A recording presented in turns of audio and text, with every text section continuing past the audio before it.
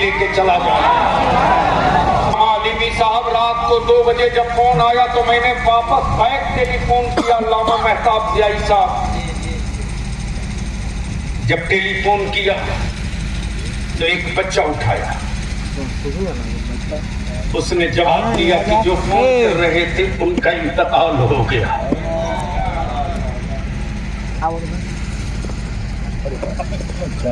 मैं अपने आप को पूछने लगा कि मैंने क्यों नहीं फोन उठा दिया रात को 2 बजे। हो सकता है पीएमसीएच में, एनएमसीएच में, किसी हॉस्पिटल में मेडिकल की जरूरत हो, पैरवी की जरूरत हो, मैं काम आ गया होता। मैंने क्यों नहीं फोन उठा लिया? मैं अपने दिल को बार बार कचोके मार रहा था। मैंने पूछा बेटे इंतकाल कैसे हुआ? उस लड़के ने जो जवाब दिया सुनो और सर पीटो। उसने जवाब दिया हजरत आप बलियानी साहब बोल रहे हैं? मैंने कहा जी बेटा बोलो। जवाब दिया कि आज मेरी बहन की बारात आई थी। मेरे अब्बू ने 50 आदमी के बजाय 100 आदमी के खाने का इंतजाम किया था। इत्तेफाक से 10-15 आदमी का खाना घट गया और बीच मजमे में लड़के के बाप ने मेरे बाप को भिखमंगा बोल दिया। जैसे ही बोला कि तुझसे तो बेहतर शहर का भिखमंगा, मेरे अब्बू उसी वक्त सीना पकड़ के बैठ गए। हम लोग संभालते रहे लेकिन अब्बू नहीं बचे। मैं इस वक्त हॉस्पिटल में अपने बाप की लाश के पास हूं। एक मेहरबानी कर दीजिए कि मेरे अब्बू का पोस्टमार्टम ना हो।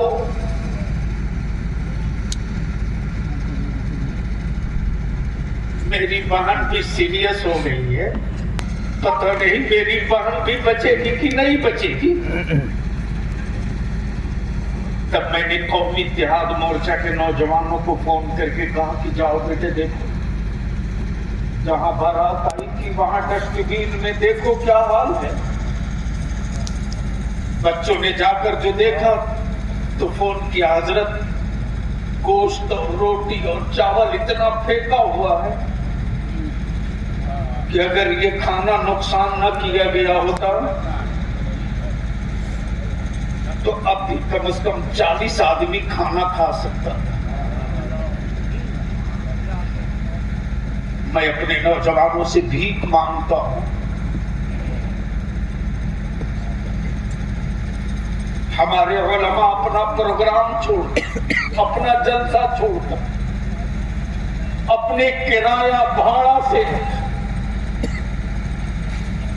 जहां चाहो सुला दो, जहां चाहो बैठा दो, लेकिन वल्लाह मेरे किसी आलिम ने मुझसे एक बार नहीं कहा कि मेरा प्रोग्राम छूट रहा है। अल्लामा सैफुल्लाह आलिमी ने एक मर्तबा मुझसे नहीं कहा कि मुझको किराया कौन देगा। हमारे एक आलिम ने नहीं पूछा आपसे कि कम तनख्वाह के बावजूद भी हम गांव-गांव, ब्लॉक, मस्जिद आपको जगाने आए हैं। मुझको गाड़ी में पेट्रोल कौन देगा? इसलिए मैं आपसे विनती करके पूछूं कि इस यहां जितने लोग गांव के सदर सिगरेटी आए, इस सैलाबे इश्क में, और जितनी गांव के सदर सिगरेटी आए और जितनी मस्जिदों के मुतवल्ली और सिगरेटी आए हैं, वो जरा हाथ उठा दो। जो गांव के सदर सिगरेटी हैं वो हाथ उठा दे। खड़ा हो जाइए हाथ उठा के।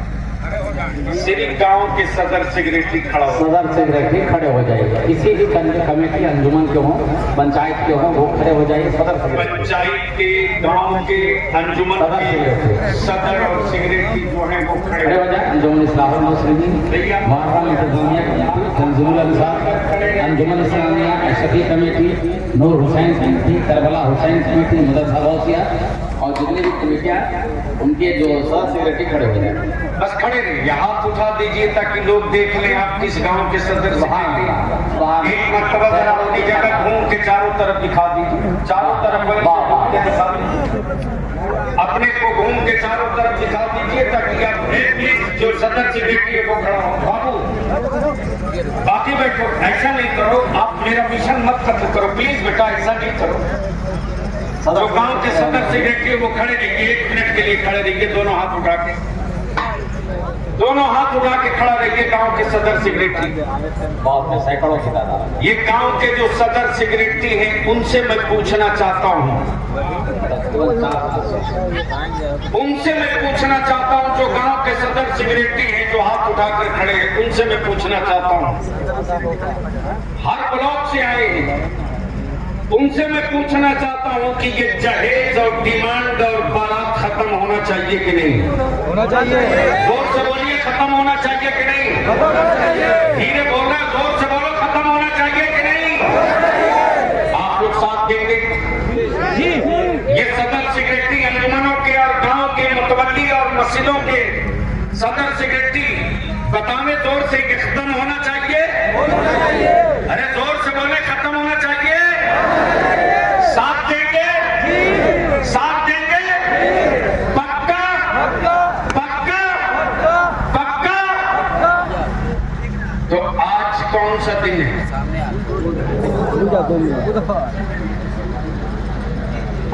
बुधवार। मुफ्ती मुजाहिद साहब किबला फरमा रहे हैं, किसी काम के आगाज के लिए बहुत अच्छा दिन है। तो अब हमें एक बात बता दीजिए कि ये खत्म होना चाहिए ना? आप खड़े रहे, आप खड़े रहेंगे प्लीज। तो आज होंगे बुध, कल जुमेरात, परसों जोर से परसों, लौट कर जाने के बाद सोना नहीं है, यही बेदारी है।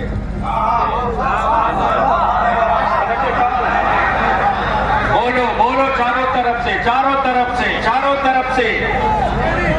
लौट कर जाने के बाद सोना नहीं, इसी का नाम तहरीक बेदारी है। आज ही गांव में पहुंचने के बाद कल अपने पूरे गांव में पंचायत बुलाइए और बुला करके अपने गांव में ऐलान करा दीजिए। और परसों जुमा है, अल्लामा सैफुल्लाह अलीमी साहब ने जो बताया, जुमा के दिन मस्जिद में जुमा के वक्त तकरीर के खत्म हो जाए, इमाम साहब का कि तकरीर खत्म होने के बाद माइक पर आ जाएगी और ऐलान करके गांव वालों को बता दीजिए।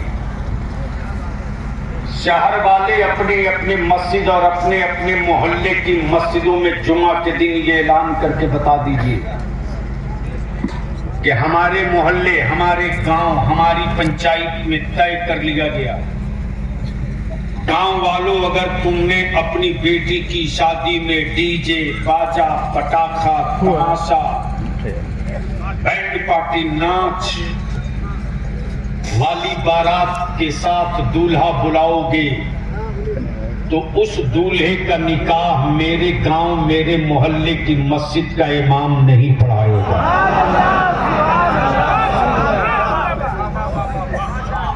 उलमा मुत्तफिक हैं? जोर से बोले, उलमा मुत्तफिक हैं? जोर से बोलो, ये इलाज सही है कि नहीं है? बोलो, ये इलाज ठीक है कि नहीं है? उसके बाद सैयद रजी साहब, जो चैनल आपने बना दिया है मेरे अजीज, इसको टूटने मत दीजिएगा। मेरे उलमा, इसको टूटने मत दीजिएगा। और उसके बाद कोई दौलत वाला आपके इल्म को गुरूर के जूते से कुचलने की हिम्मत करे तो उस वक्त आप करिएगा मत। रईसुल कलम के इस परवरता को आवाज दे दीजिएगा, मैं उसकी तिजोरी भी देख लूंगा और उसके पास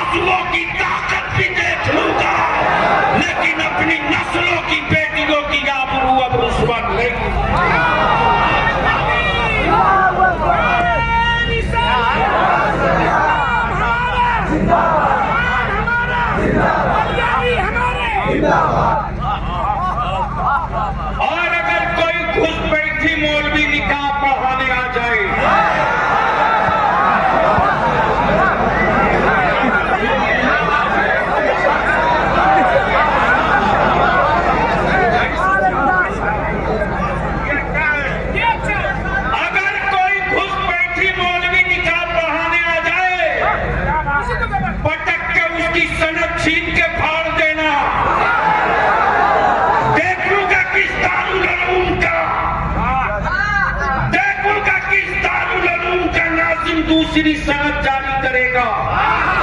हमें आवारा बागीचा नहीं चाहिए, खूबसूरत मुस्तफा का गुलशन चाहिए।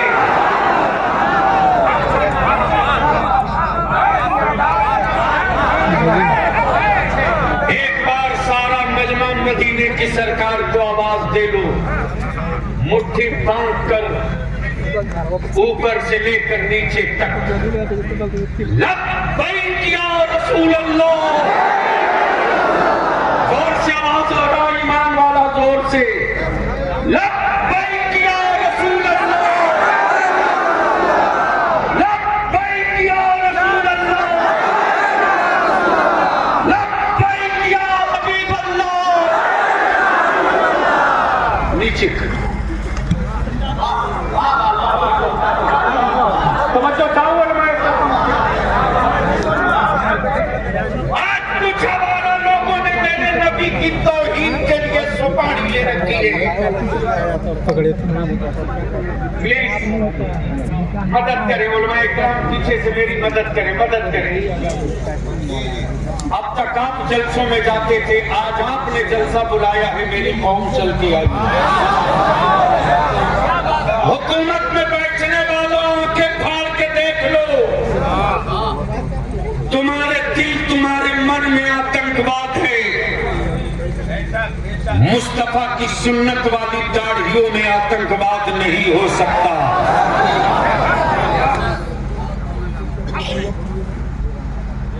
मेरे अजीज, ईमान से बोलना, क्या हमारी जिंदगी हमारी है? जोर से बोलो। क्या मेरी सांसें मेरी हैं? क्या मेरा घर मेरा है? क्या मेरा वजूद मेरा है? मेरा जो कुछ है वो सब मुस्तफा का, सब मुस्तफा, सब मेरे रसूल का है। आग बलिया भी अगर एक पर्दा चाक कर दे तो बे निकाब हो जाएंगे लोग। काबे की कुंजी ले जाए, तुम काबे की हिफाजत नहीं कर सके। तुम काबे की चाबी रखकर मदीने की अजमत की हिफाजत न कर सके, लेकिन कुफ्र की छाती पर बैठकर नबी की अजमत का चिराग बरेली से अहमद रजा ने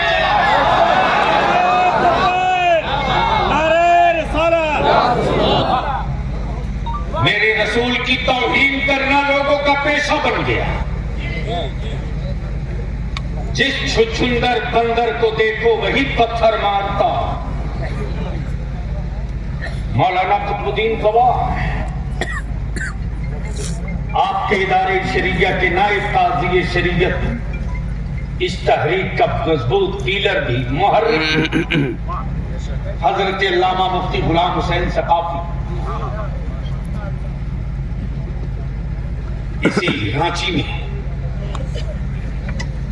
नामूसे रिसालत पर हमला करने वालों के खिलाफ हमारे बच्चे छोटी छोटी उम्र के एक कागज का टुकड़ा लेकर निकले थे सड़कों पर, और वो यही कहते थे, उनके हाथ में पत्थर नहीं था, उनके हाथ में गोली नहीं थी, उनके हाथ में खंजर नहीं था, छोटा सा कागज का टुकड़ा था जिस पर लिखा हुआ था, मेरे रसूल के गुस्ताखों को सजा दो, मेरे नबी की इज्जत के दुश्मनों को जेल भेजो। अब हम किस पर भरोसा करें? भरोसा तो तोड़ दिया। अल्लाह ये कौन सा?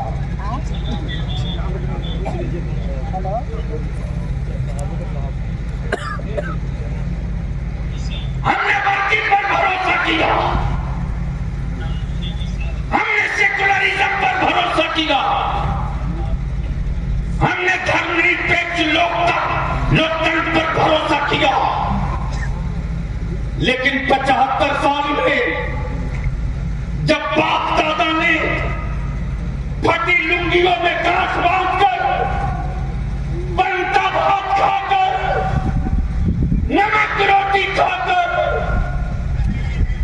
छोटा सा कारोबार करके अपने बच्चों का खड़ा किया तो दंगा और फसाद करके दुकानें फूंक दी, शहरों को आग लगा दिया। हमारे बच्चे टुकड़े टुकड़े के लिए चले आए सड़क पर। हमने कभी कुछ नहीं कहा, रेल नहीं रोका, सरकारी बिल्डिंगों को आग नहीं लगाई, रेल का डब्बा नहीं फूंका।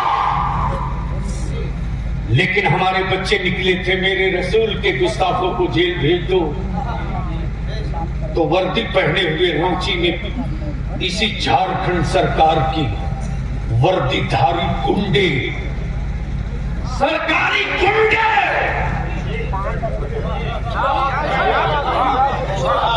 हमारे बच्चों को करीब बुलाए। बच्चों ने देखा वर्दी पहना है, मेरी हिफाजत करेगा। उन्हें क्या पता कि वर्दी पहनने वाला शेर का निशान अपने सर पे सजाने वाला ये फिरका परस्त और कॉमनल गुंडों की कठपुतली है, पुलिस नहीं है। हमारे बच्चों को कहा तुम भाग जाओ, बच्चे हो। जब हमारे बच्चे पतली गली से जाने लगे मुफ्ती साहब, तो हमारे बच्चों को AK-47 से भून दिया। सेकुलर कहलाने वाला एक नहीं बोला और उनके 4000 मेरे बच्चों पर मुकदमा किया गया। तब मैंने अपने भाई मौलाना कुतुबुद्दीन से कहा, झारखंड के चीफ मिनिस्टर से बात करो, कितनों की गिरफ्तारी लेगा तो कलेजा ठंडा होगा। बात करो। बलियाबी ने चूड़ियां नहीं पहनी, मैं भाड़े की फौज लेकर नहीं, नबी के नामूस को और रसूल की इज्जत के तहफ्फुज़ के लिए आलिमों की फौज लेकर आ रहा हो। हिम्मत है तो आलिमों को गिरफ्तार करके दिखाओ। लेकिन मेरे बच्चों को भून दिया। मेरे अजीज, 64 मॉब लिंचिंग इसी पलामू में, डाल्टनगंज में। मुफ्ती साहब,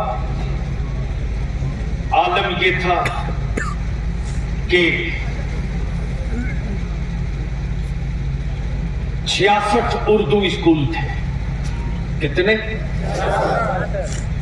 उस 66 उर्दू स्कूल को खत्म कर दिया गया। अब सिर्फ 17 बचा है। जिन जगहों पर 250, 300, 400 बच्चे होते थे, लोगों ने देखा कि उर्दू पढ़ के बच्चे कहीं नौकरी न ले लें। इसी सेकुलर कहलाने वाली हुकूमत ने कत्ल कर दिया।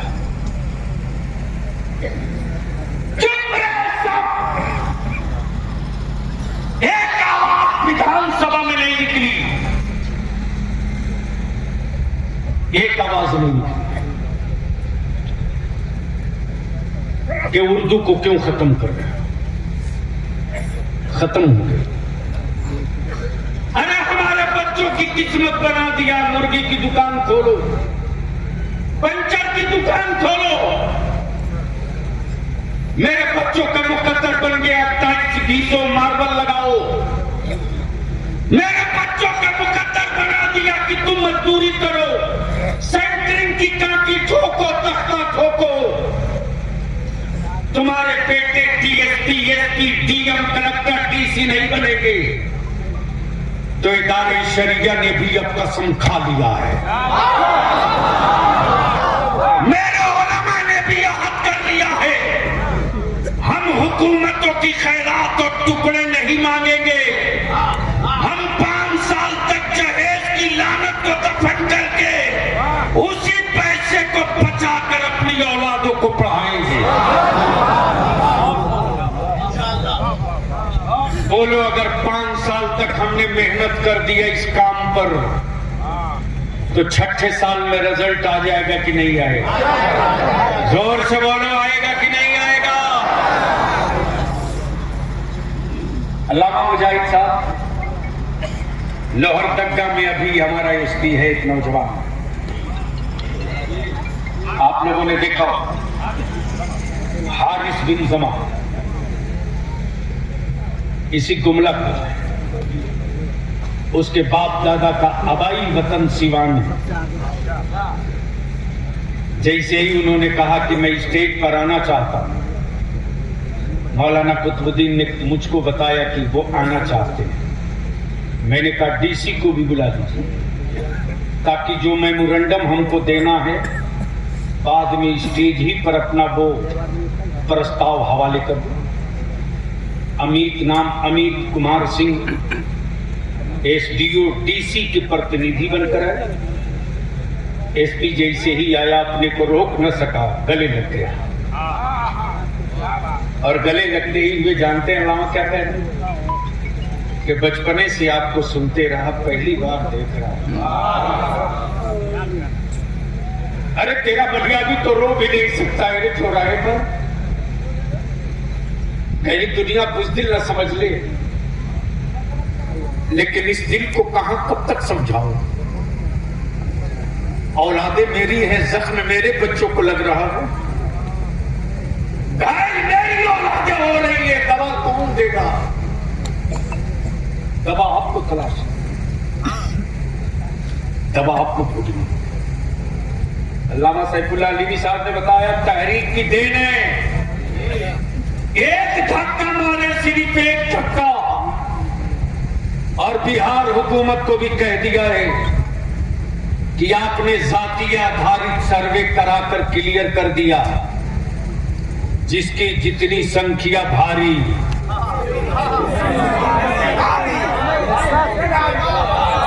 मैं बोल रहा हूं, आप भी जवाब दे देना दोनों हाथ उठा करके। जिसकी जितनी संख्या भारी, जोर से ताकत लगा के बोल, जिसकी जितनी संख्या भारी। जोर से ताकत लगाओ, जिसकी जितनी संख्या भारी। जिसकी जितनी संख्या भारी, जिसकी जितनी संख्या भारी, इसलिए हेमंत बाबू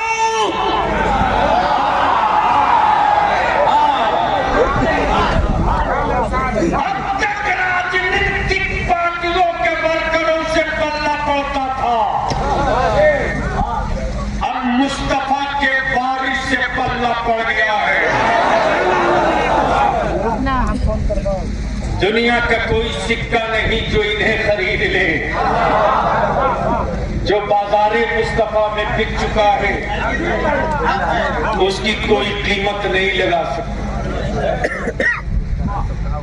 आबादी के एतबार से विधानसभा में 23 एमएलए की सीट लेंगे। हिस्सा मेरा 23 का बनता, बोलो लेना चाहिए कि नहीं? जोर से बोल, लेना चाहिए कि नहीं? तो अब अगर कोई बड़ा फैसला इदारे शरिया ले तेरे बेटों की हिस्सेदारी के लिए, तो साथ दोगे कि नहीं? जोर से बोलो, जोर से बोलो। कहीं ऐसा तो नहीं कि कोई आ करके डरा दे किसी छुछुंदर, किसी बंदर, किसी बिल्ली से। अब मत डरो। सेक्युलर कहलाने वालों की पोल खुल गई, पोल खुल गई। उनकी बिरादरी का वोट उनके कब्जे में नहीं है।